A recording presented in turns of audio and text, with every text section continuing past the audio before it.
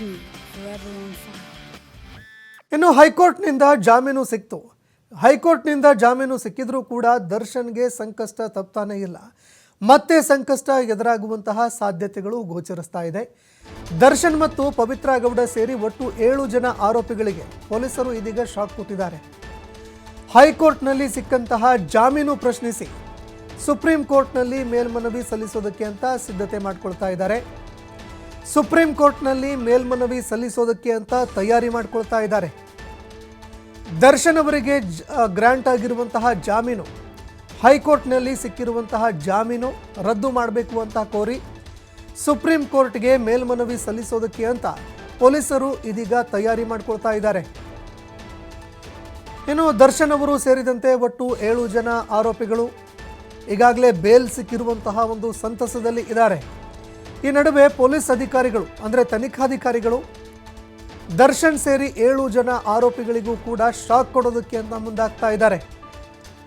ಇನ್ನು ಯಾವ ರೀತಿಯಾಗಿ ಆ ಮೇಲ್ಮನವಿ ಸಲ್ಲಿಸಬೇಕು, ಯಾವ ವಿಚಾರಗಳನ್ನು ಪ್ರಸ್ತಾಪ ಮಾಡಬೇಕು, ಯಾವ ಸೆಕ್ಷನ್ಗಳನ್ನು ಪ್ರಸ್ತಾಪ ಮಾಡಬೇಕು, ಈ ಎಲ್ಲ ವಿಚಾರಗಳಿಗೆ ಸಂಬಂಧಪಟ್ಟಂತೆ ಕಾನೂನು ತಜ್ಞರ ಸಲಹೆಯನ್ನು ಕೂಡ ಪೊಲೀಸರು ಪಡೆದುಕೊಳ್ತಾ ಇದ್ದಾರೆ.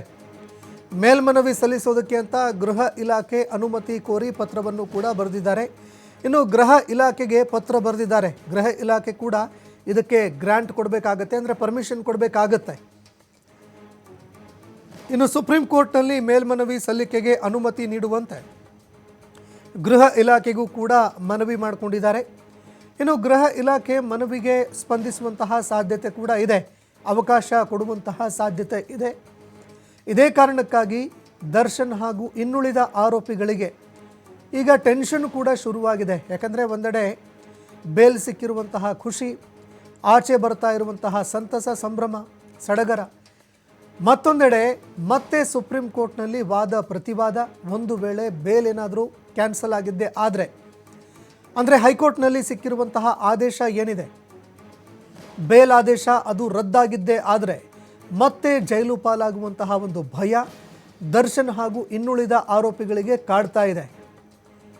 ಹೀಗಾಗಿ ಪೊಲೀಸ್ ಅಧಿಕಾರಿಗಳು ಯಾವಾಗ ಈ ಒಂದು ವಿಚಾರಕ್ಕೆ ಸಂಬಂಧಪಟ್ಟಂತೆ ಮೇಲ್ಮನವಿ ಸಲ್ಲಿಸ್ತಾರೆ, ಅದೇ ರೀತಿ ಮುಂದಿನ ಒಂದು ವಿಚಾರಣೆ, ಯಾಕಂದರೆ ಸುಪ್ರೀಂ ಕೋರ್ಟ್ನಲ್ಲೂ ಕೂಡ ವಾದ ಪ್ರತಿವಾದ ನಡೆಯುತ್ತೆ, ಅಲ್ಲಿ ಯಾವ ರೀತಿಯಾಗಿ ವಾದ ಪ್ರತಿವಾದಗಳು ನಡೆಯುತ್ತೆ, ಸುಪ್ರೀಂ ಕೋರ್ಟ್ನ ತೀರ್ಪು ಏನಾಗಿರುತ್ತೆ ಅನ್ನುವಂಥದ್ದನ್ನು ಕಾದು ನೋಡಬೇಕಾಗತ್ತೆ.